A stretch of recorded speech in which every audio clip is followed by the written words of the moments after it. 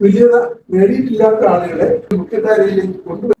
മഹാബലിയുടെ കാലത്ത് നമ്മൾ വിദ്യാഭ്യാസം വിദ്യാർത്ഥികൾ സർവ്വതനാൽ പ്രധാനമാണ് എന്ന ദേശങ്ങളിലെ ഏറ്റവും വലിയ കമ്പനികൾ ആമസോൺ, ഗൂഗിൾ തുടങ്ങിയുള്ള വരുമ്പോ ഒരു മൂവാറ്റ് വഴി പോയാൽ ഒരു ദിവസം ട്രെയിൻ.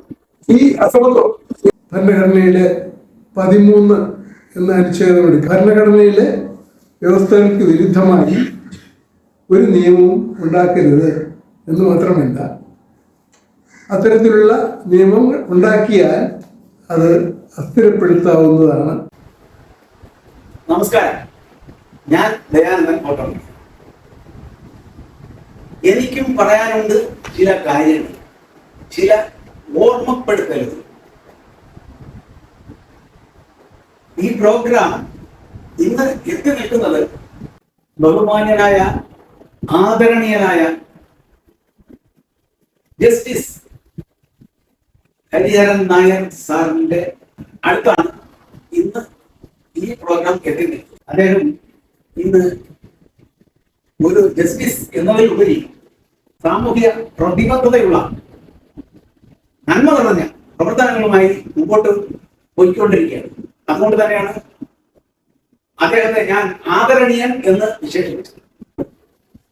നമസ്കാരം സാർ. നമസ്കാരം. അതായത് നമ്മുടെ ഇന്ത്യൻ ഭരണഘടനാ ശില്പി മഹാനായ ബി ആർ അംബേദ്കറിന്റെ 134 ജന്മദിനം കഴിഞ്ഞു നിൽക്കുന്ന ഈ അവസരം നമ്മുടെ ഇന്ത്യൻ രാഷ്ട്രീയത്തിൽ സംജാതമായിരിക്കുന്ന ചില സംശയങ്ങളും അതിന്റെ ദൂരീകരണവും ഒക്കെ നമ്മെ ഒന്ന് സാധാരണ പൗരൻ എന്നുള്ള നിലയ്ക്ക് എനിക്കും നിങ്ങൾക്കും പകർന്നു തരും. അദ്ദേഹത്തിന്റെ ജീവിത യാത്രയിൽ അദ്ദേഹം കണ്ടെത്തിയ അനുഭവിച്ചതുമായ ചില കാര്യങ്ങൾ കൂടി ഇതിൽ കൂട്ടിച്ചേർക്കും എന്നാണ് ഞാൻ മനസ്സിലാക്കുന്നത്. അപ്പോ അങ്ങനെ ഇപ്പോ ഈ 134 ജന്മദിനം കഴിഞ്ഞു നിൽക്കുകയാണ് നമ്മളുടെ ബി ആർ അംബേദ്കർ. ഈ അവസരത്തിൽ അമ്മയ്ക്ക് ഈ ഭരണഘടനയിൽ അതുമായി ബന്ധപ്പെട്ട് ഉള്ള ഈ സാധാരണ മനുഷ്യന്റെ സംശയങ്ങളൊക്കെ ഒന്ന് ദൂരീകരിക്കുക എന്നുള്ളതാണ് അങ്ങയുടെ കർത്തവ്യമായിട്ട് ഞാൻ അങ്ങയെ ഏൽപ്പിക്കുന്നത്. അതെങ്ങനെ ഇവിടെ സ്വാതന്ത്ര്യത്തിലെത്തി കഴിഞ്ഞ് 25 വർഷം പിന്നിട്ട് ഈ അവസരത്തിലാണ് നമ്മുടെ ഭരണഘടന ഇത്രയും കാലം വിജയകരമായി പ്രവർത്തിച്ചോ, ഈ ഭരണഘടന നല്ലതാണോ എന്ന് തിരിച്ചു നോക്കുന്നത് നന്നായിരിക്കും. Shri B R Ambedkar legislative അസംബ്ലിയുടെ ചെയർമാൻ ആയിരുന്നില്ല. അതിന്റെ ചെയർമാൻ രാജേന്ദ്ര പ്രസാദ്. അതിന്റെ കീഴിലുള്ള ഡ്രാഫ്റ്റിംഗ് കമ്മിറ്റിയുടെ ചെയർമാൻ, ഭരണഘടനയുടെ ഡ്രാഫ്റ്റിംഗ് കമ്മിറ്റിയുടെ ചെയർമാൻ ശ്രീ അംബേദ്കർ ആയിരുന്നു. സ്വാതന്ത്ര്യ സമരം കഴിഞ്ഞ് പുതിയ സ്വാതന്ത്ര്യലബ്ധി ഉണ്ടായ സാഹചര്യത്തിൽ ഒരുപാട് നിർദ്ദേശങ്ങൾ നമ്മുടെ ഭരണഘടന എങ്ങനെയാകണം എന്നതിനെ പറ്റി ഉയർന്നു വന്നിരുന്നു. മഹാത്മാഗാന്ധിയുടെ നേതൃത്വത്തിൽ സ്വാതന്ത്ര്യം ലഭിച്ചു എന്നതിന് കാരണം അദ്ദേഹത്തിന്റെ ഗാന്ധി തത്വങ്ങൾ ഭരണഘടനയിൽ ഉൾക്കൊള്ളിക്കണം എന്നുള്ള ശക്തമായ നിലപാട് പല നേതാക്കളും എടുത്തു. അതേസമയം അതിൽ പലതും പ്രായോഗിക തലത്തിൽ നടപ്പാക്കാൻ ബുദ്ധിമുട്ടുള്ളതാണ്. അതുകൊണ്ട് പ്രായോഗികമായിട്ട് വിജയിക്കുന്ന തരത്തിൽ വേണം ഭരണഘടന എഴുതിയുണ്ടാക്കാൻ എന്നുള്ള ഉദ്ദേശവും ഈ താഴെ തരത്തിലുള്ള ആളുകളെ മുകളിലേക്ക് കൊണ്ടുവന്ന് തുല്യത നേടണമെന്നും അടിസ്ഥാനപരമായി എല്ലാവരും തുല്യരാണ് എന്ന അടിസ്ഥാനത്തിൽ ഭരണഘടന ഉണ്ടാക്കുമ്പോൾ തന്നെ തുല്യത നേടിയിട്ടില്ലാത്ത ആളുകളെ തുല്യരാക്കുന്നതിന് വേണ്ടി ഒരു കാലഘട്ടം നീക്കി വയ്ക്കണം. അതുവരെ അവർക്ക് വേണ്ട പിന്തുണ കൊടുത്ത് വിദ്യാഭ്യാസവും സാമ്പത്തിക നിലവാരവും ഉയർത്തിയെടുത്ത് സമാനത കൈവരിച്ച ശേഷം മാത്രമേ പൂർണ്ണമായ സമാനത പൗരന്മാർക്ക് പാടുള്ളൂ. പിന്തുണ നൽകി അവരെ ഉദ്ധരിച്ച് സമൂഹത്തിന്റെ മുഖ്യധാരയിലേക്ക് കൊണ്ടുവന്നാൽ മാത്രമേ ഭരണഘടനയുടെ 14, 15, 16 തുടങ്ങിയ വകുപ്പുകളിൽ പറയുന്ന എല്ലാ കാര്യത്തിലുമുള്ള തുല്യത. അതായത് വടവലിയുടെ കാലത്ത് നമ്മൾ അനുഭവിച്ചു എന്ന് പറയപ്പെടുന്നതാണ് തുല്യത. മനുഷ്യരെല്ലാവരും ഒന്നുപോലെ കളവുമില്ല, ചടിയുമില്ല, ഇതൊക്കെയായിരുന്നു നമ്മുടെ സ്വപ്നം. അങ്ങനത്തെ അത്തരം ഒരു രാജ്യം കെട്ടിപ്പിടിക്കണം. അപ്പൊ അതിലേക്ക് പോകുമ്പോഴാണ് ഈ പ്രശ്നം വരുന്നത്. എല്ലാവരും തുല്യതയുണ്ട്, വരുമാനം വളരെ കൂടുതലുണ്ട്, വിദ്യാഭ്യാസ യോഗ്യത കൂടുതലുണ്ട്. വിദ്യാഭ്യാസം വിദ്യാഭ്യാസം സർവ്വധനാൽ പ്രധാനമാണ് എന്ന് പറയുന്നത് ശരിയാണെന്നുള്ളതാണ്.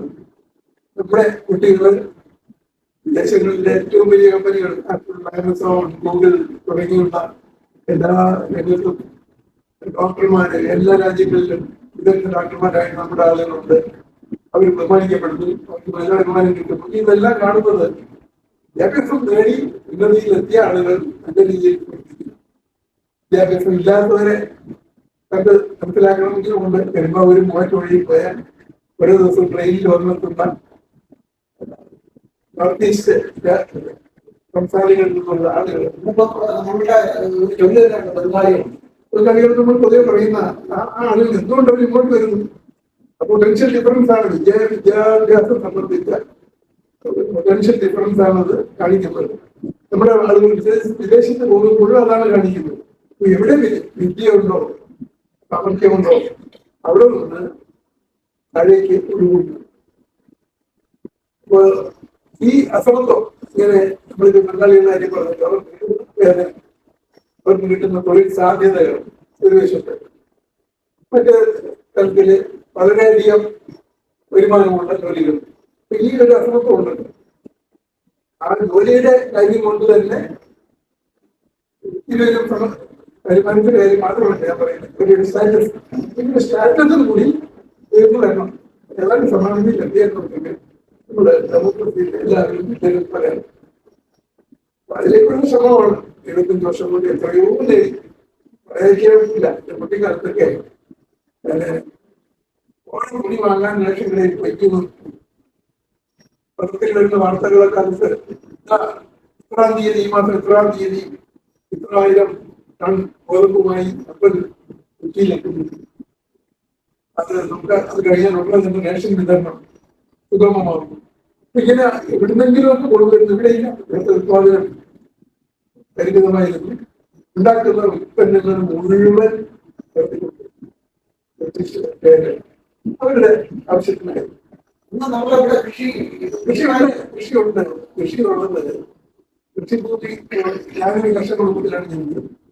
അവിടെ വളരെയധികം വിൽപ്പനയ്ക്കുള്ള ഉത്പാദനം ഉണ്ടായിരുന്നു. ആവശ്യത്തിന് കുറച്ച് ബുദ്ധിമുട്ട്. അത് നമ്മുടെ വലിയ സാമ്പത്തിക പറയുന്ന കുറെ സംസ്ഥാനം അങ്ങനെയുള്ള അതും ഉപയോഗിക്കുന്നുണ്ടെങ്കിൽ പോലും ഒന്നും കഴിയുന്നില്ലായിരുന്നു. ഒരുപാട് മാന്യരാട് പ്രവർത്തിച്ചിട്ട് പോലും നമ്മുടെ ആവശ്യത്തിന് കിട്ടിയാണ്. അപ്പൊ അത് അരി പുറത്തുനിന്ന് കൊണ്ടുവരാം. അത് വരുന്ന അരി വഴി പുറത്ത്. അതേസമയത്ത് ഉണ്ടാക്കുന്ന ഉൽപ്പന്നങ്ങള് കൃഷിധാന്യങ്ങൾ, ധാന്യങ്ങൾക്ക് പുറമെ ഉത്തരേന്ത്യയിലെ അരി മുഴുവൻ നെൽത്തുകയാക്കി നമ്മുടെ കേരളത്തിലെ ആദ്യത്തെ റെയിൽവേ ലൈൻ ചാലക്കുടി മുതൽ എറണാകുളം വരെ ഇതിലായിരുന്നു. ഈ കണക്ക് അടി മുഴുവൻ കൊടുത്ത് അടിക്കുടിയിൽ എത്തിച്ച് കപ്പലിൽ അതിലായിരുന്നു ആദ്യത്തെ റെയിൽവേ. ഇങ്ങനെ ഒന്നും പറയാനില്ല. എല്ലാ സാധനങ്ങളും അവിടുത്തെ പ്രോസസ് ചെയ്ത് ഉദാഹരണത്തിന് പറയുകയാണെങ്കിൽ എനിക്ക് പഠിക്കാൻ ലഭിച്ച പഠിക്കുന്ന കാലത്ത് ലഭിച്ച പെൻസിൽ, പേപ്പർ, പറയില്ല ജോമെട്രി ബോക്സ് ഇത് പറയണ്ട. ഒരു സാധനം എല്ലാം മെയിൻ നിൽക്കണം. HP പെൻസിൽ, മെയിൻ നിൽക്കാൻ, റേസർ, മെയിൻ നിൽക്കാൻ, അതൊക്കെ വലിയ പേരുകൾ. ഇങ്ങനെ ഉൽപ്പന്നങ്ങൾ മുഴുവൻ നമ്മള് ഇങ്ങനെ നമ്മുടെ സാമ്പത്തിക കൃത്യമായിരുന്ന ഭാരതത്തിലെ ഒരു മാറ്റിയെടുക്കണം. എല്ലാം പോയിട്ട് നമ്മുടെ അവരുടെ അടിമകളൊക്കെ പോലെ ഇങ്ങനെ ഇതിന്നൊക്കെ മാറ്റം വരണമെന്ന് പറഞ്ഞാൽ ത്യാഗബുദ്ധിയോടുകൂടി അനേകം പ്രവർത്തിച്ചതിന്റെ ഫലമായിട്ടാണ് നമുക്ക് കിട്ടിക്കഴിഞ്ഞ് ആദ്യകാലങ്ങളിൽ ത്യാഗബുദ്ധിയോടുകൂടി പ്രവർത്തിക്കുന്ന നേതാക്കളായിരുന്നു. അത് കാലത്ത് കുറെ നേട്ടങ്ങളായിട്ട് നമ്മൾ കുറെ എത്രയുമായി, അതായത് ഫുഡ് ഗ്രെയിൻസ് നമ്മൾ എക്സ്പോർട്ട് ചെയ്യുന്ന നിലയിലേക്ക് ഉയർത്തി. അതിന്റെ ജാപ്പനീസ് സമ്പ്രദായം FACT ഉണ്ടാക്കിയ നിർമ്മാണങ്ങൾ പഞ്ചവത്സര പദ്ധതികളിലൂടെ ഈ ഒരു കാര്യം മാത്രമല്ല, ഷിപ്പ്യാർഡുകൾ, എയർക്രാഫ്റ്റ്, എല്ലാ രംഗത്തും എല്ലാത്തിനും വേണം. സ്റ്റീൽ പ്രൊഡക്ഷൻ മുതലേ എല്ലാ കാര്യങ്ങളിലും നമ്മുടെ നിർമ്മാണ രംഗത്ത് പുരോഗതി നേടി ഈ വലിയ വ്യവസായങ്ങൾ സ്ഥാപിച്ചു. അങ്ങനെ സാമ്പത്തിക നിലവാരം എത്രയോ എനിക്ക് ഓർമ്മയുണ്ട്. വീട്ടിലെ വിവാഹം നടക്കുന്നു പറഞ്ഞാൽ നേരത്തെ തന്നെ നാട്ടിൽ മുഴുവൻ വരക്കും. എന്നിട്ട് ഭക്ഷണത്തിന് വൃത്തിയില്ലാത്ത പ്രത്യേകിച്ചും തീരദേശ മിച്ചം വരുന്ന ഭക്ഷണം ഒരു കാലം ഉണ്ടായിരുന്നു. അതുപോലെ ശബരിമല പോകുന്നു, കഞ്ഞി വീഴുന്നത്. ആ കഞ്ഞി കുടിക്കാനായിട്ട് ഉണ്ടാക്കി വെച്ചിട്ട് കുടിക്കാനായിട്ട് വരില്ല. ആ നിലയിലേക്ക് നമ്മൾ മറന്നു വരും. കുടിയും ഏത് തരത്തിലുള്ളത് വേണം. കുറഞ്ഞ നിലവാരത്തിലുള്ള വളർച്ചയും മറ്റുമൊക്കെ 100 രൂപയ്ക്ക് ഷർട്ട് കിട്ടും.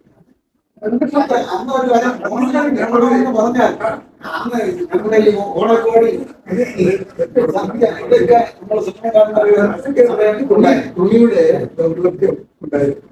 അതൊക്കെ മാറി മാറി വിഷമത്തിന്റെ റിപ്പോർട്ട് ചെയ്യും. മരുന്നുകൾ ഇത്രയും ഇവിടെ രാജ്യത്തുള്ള പോലെ വില കുറച്ച് ഉൽപ്പന്നങ്ങൾ അങ്ങനെ ഒന്നും പറയാനില്ല. നമുക്ക് ഗ്ലോബലൈസേഷൻ കൂടി വന്നു കഴിഞ്ഞതോടുകൂടി പല മാറ്റങ്ങൾ ഉണ്ടായി. നമുക്കിപ്പോ